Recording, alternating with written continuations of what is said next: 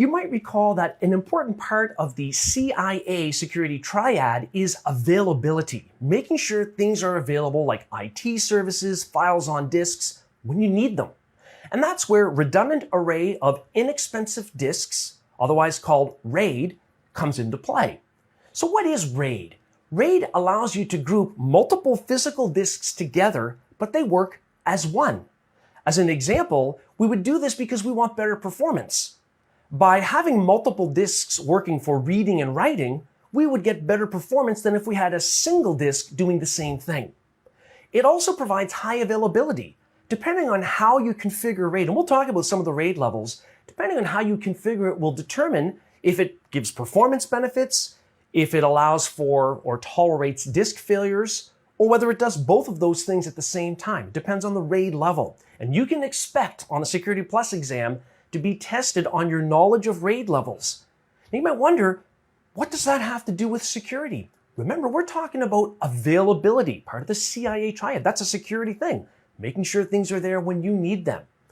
So we can have a hardware RAID controller. Modern physical servers like rack mount or blade servers that you slide into racks will have a RAID controller built into the motherboard circuitry. That is standard issue.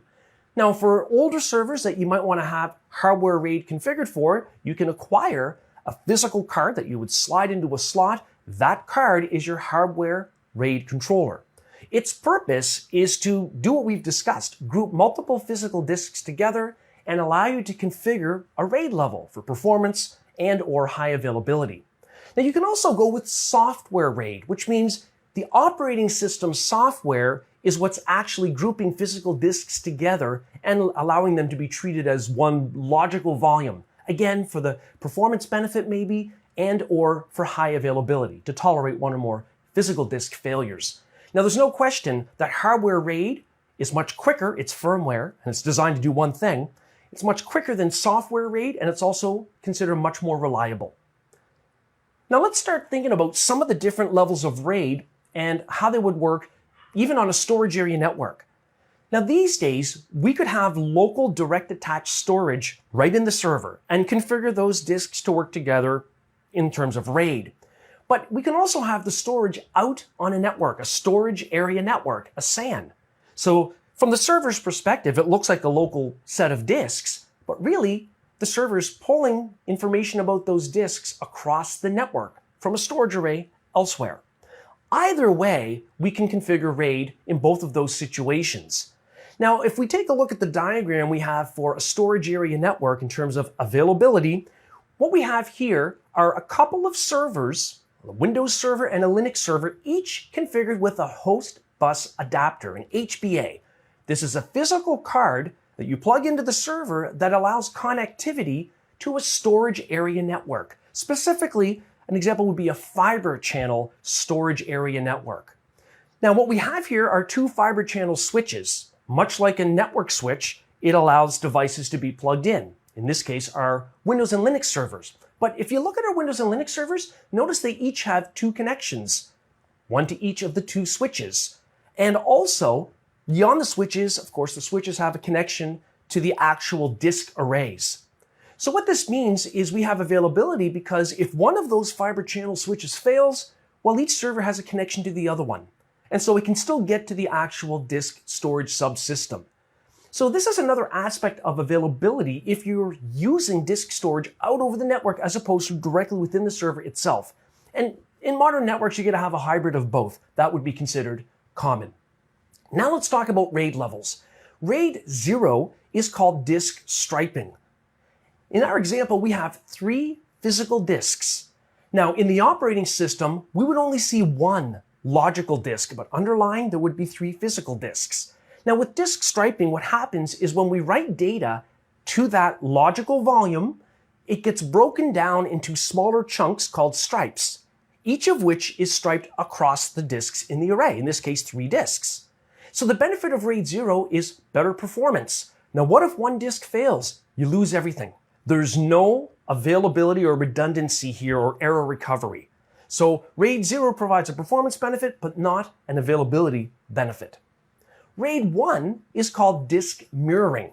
What this means, for example, if we have 2 physical disks and we configure them in a RAID 1 mirrored array, in the OS, it looks like one logical disk. But what happens is when we have a disk write, it's actually being written to both of the underlying physical disks.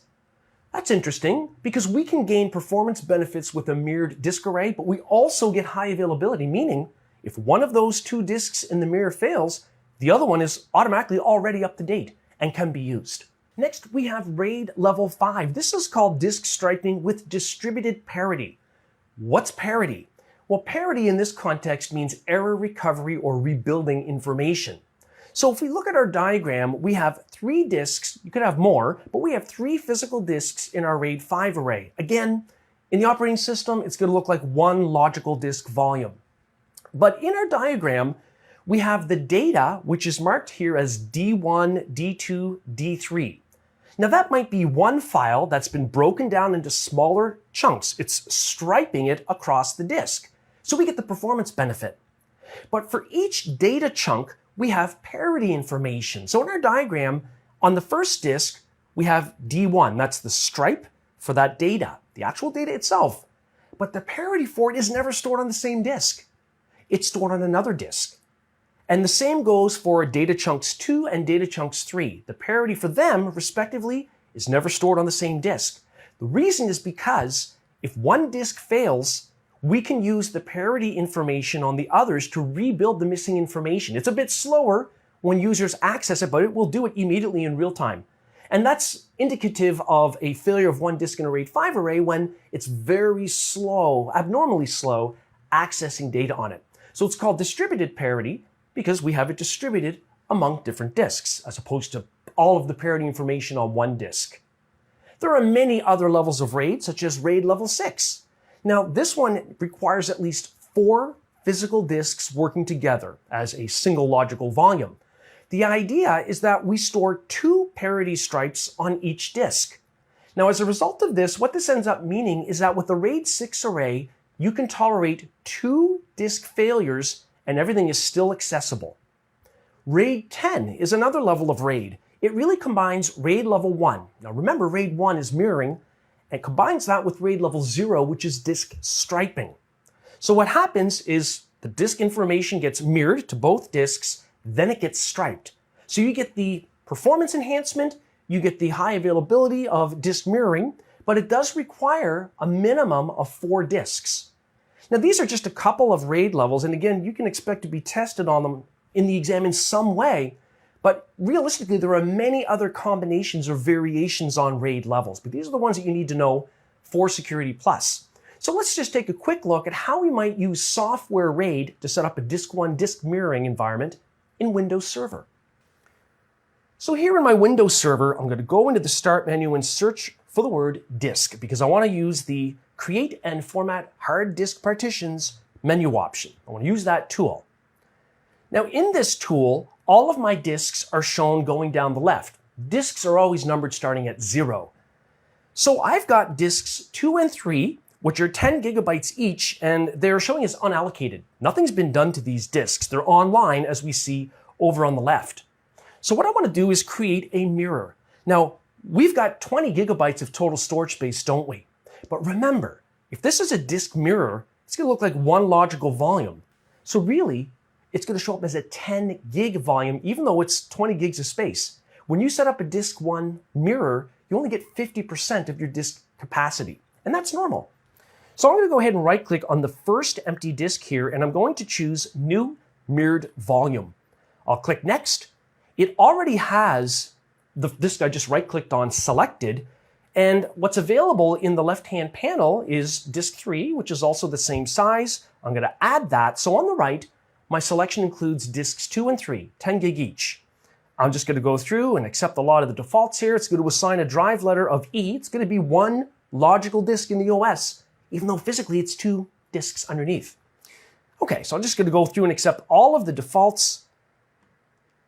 And after a moment, what it's going to do is format those as an NTFS file system.